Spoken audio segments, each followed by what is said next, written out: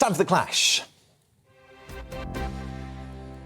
Just hours ago, Nicola Bulley's family heard the news they feared the most as it was confirmed her body was found in the river less than a mile from where she vanished 23 days ago. On their behalf, Chief Superintendent Pauline Stables read out this heartbreaking statement. Nikki, you are no longer a missing person. You have been found. We can let you rest now. We love you, always have and always will.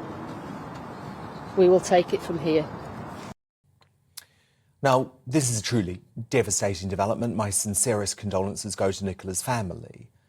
But I have to be honest, Lancashire Police's handling of this investigation has only made things worse at every turn. If Nicola had indeed fallen or jumped into the river wire, how were they beaten to finding her body by two dog walkers, one a psychic who was involved in the case? And the low point was a press conference last week led by the telegenic Detective Superintendent Rebecca Smith, with the force promising not to invade Nicola's privacy, only to reveal devastating personal details just hours later. So I've written a column on this tonight for the Mail Online, where I say the memory of Nicola Bulley has been forever sullied by Lancashire Police slurs about her issues with alcohol and the menopause.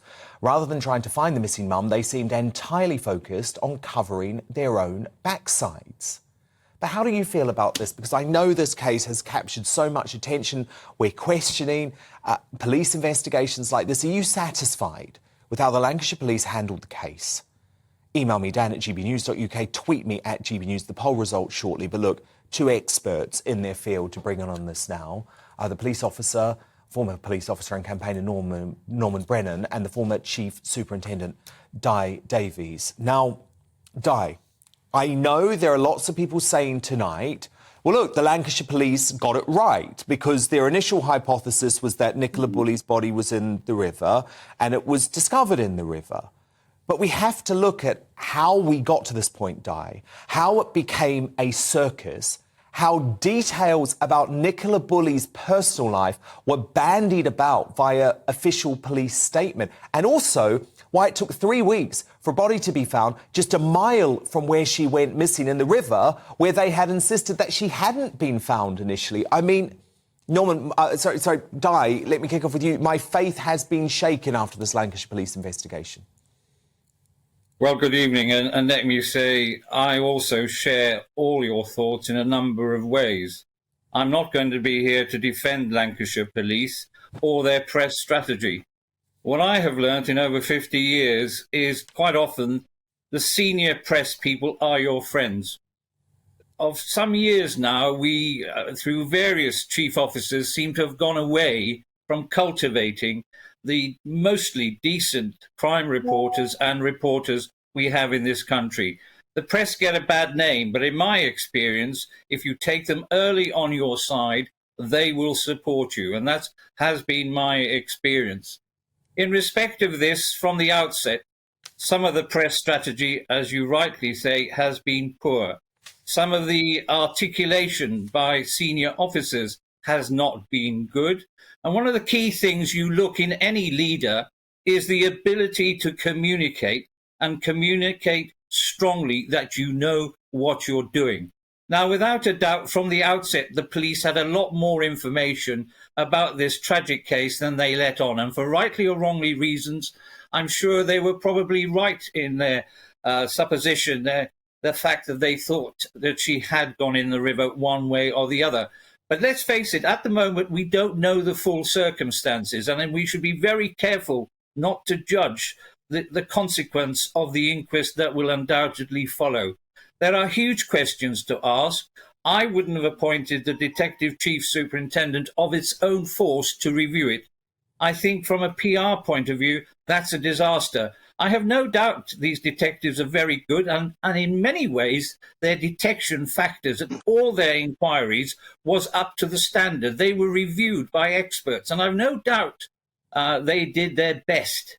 The worst thing was the attitude of their chief officers, from Chief Constable. That commissioner beggars belief with some of his crass comments and some of his interviews that he hasn't given. Where was he? He's paid £104,000 a year to hold people to account.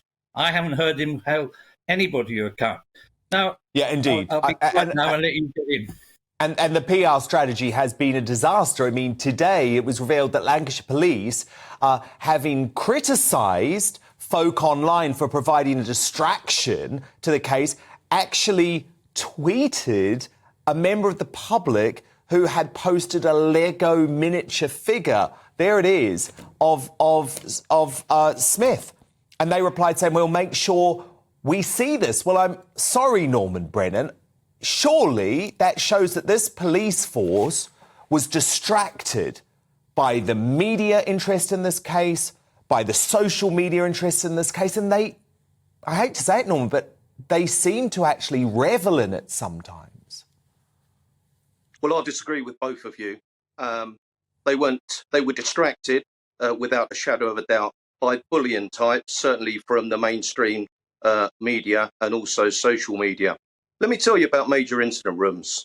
I've been on a number of them. 131 people were dead, another 135 others were dead. On many other cases which I followed, I've liaised with up to 100 senior investigating officers on many of the homicide families I've represented over the past 30 years. Now, I represented Leanne Downey's parents. Leslie went missing. We didn't know she was murdered. Denise Folger, James was missing. We didn't know he was murdered. Sarah Payne, her daughter, Sarah, was missing. We didn't know she was murdered. Now, every senior investigating officer will liaise with the press. Well, there are certain things that the police will withhold. They're personal. It could be upsetting. It might distract the attention away from what they're investigating. Police will normally tell the public what they want the public to know. They will ask for their support. Now, you mentioned about the body of Nicola Bulley found 3 weeks later. I can tell you from my policing experience, sometimes a body is in a river, is never found. They are taken up and down with the currents, and it could take 2 or 3 weeks to actually find them. What I find absolutely amazing here, and Dan, I feel as I'm living in a parallel universe. I believe that Lancs Police have acted honourably, respectfully, and some of the abuse that they've received, I'm in disbelief. The senior female officer was wearing a skirt, which apparently they were criticising about her high heels. Yeah. Well, I'm wearing a suit jacket at the moment, Dan. I haven't got a tie on. Behind the suit jacket and my shirt is someone with a passion and a belief and cares, just like Rebecca Smith and all the officers investigating the missing. OK, I just want to bring Di Davies in on that specific point, because Di Davies, Rebecca Smith was criticised for wearing what some people described as a cocktail dress at the press conference. I believe you think that it sent out the wrong image. Well, I wouldn't want to concentrate on what the detective superintendent was wearing. What I would say, image is quite important. If you're a police leader, you need to look the part. Some people disagree. Some people say it's fine, wear what you like. But if a senior officer went on in a T-shirt and a blazer and no tie, then I'm sorry, I'm old-fashioned. And with great respect to Norman, he's had a huge experience. With great respect, so have I in missing persons over the years, both home and abroad. So I'm not criticising the operational officers. What I'm criticising is the overall strategy and management. Yeah, because Norman, indeed, just hold that thought, because Norman, what I want to specifically dig down on is, because I actually, last week, up until Wednesday, I actually agreed with you.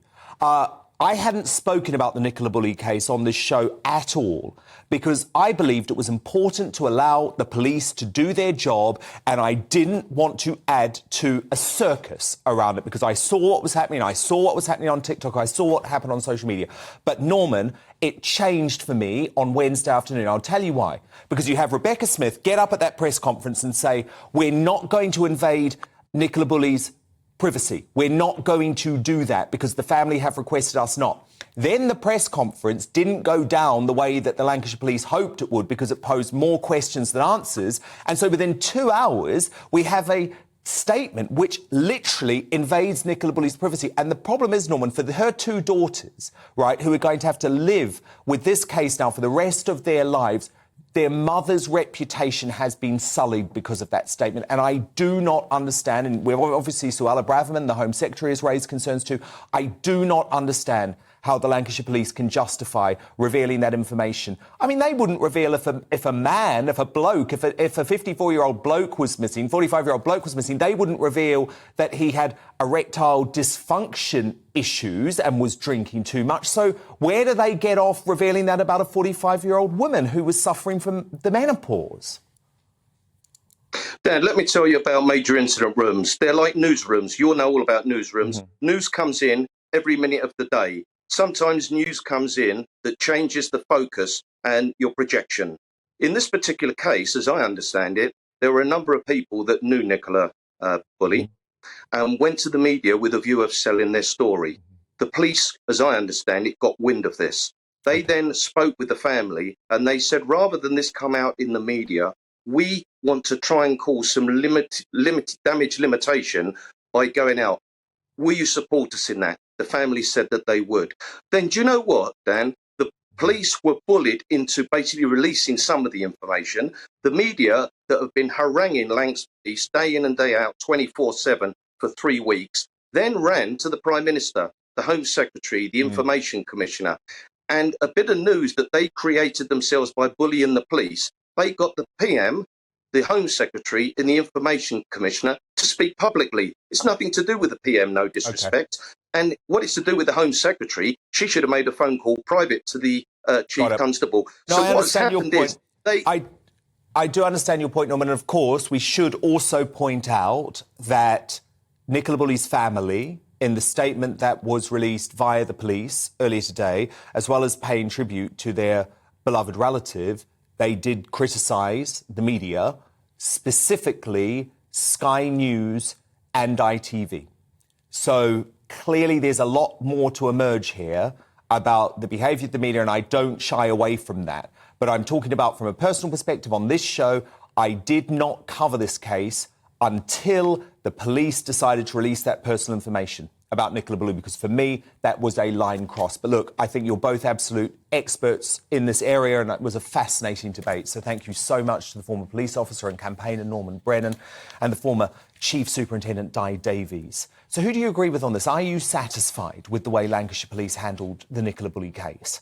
Ali on Twitter says, I am, because there have been too many people interfering with the police search and criticising them. A police investigation is so complex, and absolutely it is. I appreciate that.